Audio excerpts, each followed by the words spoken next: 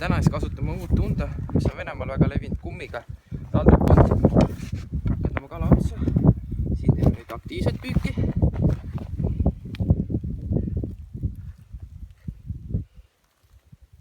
Nii, kala otsa, paneme siit läbi. Nii, panna. Saame ta põhja ära. Põhjas. Nii.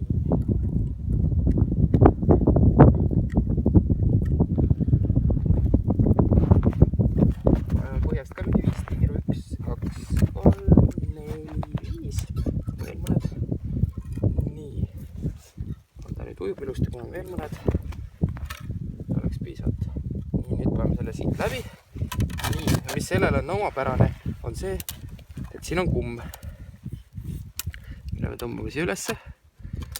Paneme ta umbes keskmisele jäikusele. Siit. Et siis kui kala võtab, siis ta kukub maha. Paneme võib-olla veel natukene isegi jäikust maha. Nii, mis me veel saame. Nii, okei, natuke liiga lõttu sai. Nii, väga hea. Ja nüüd ongi pundpüügi valmis ja katab ilusti augu ära, mis on taldrikunnal ja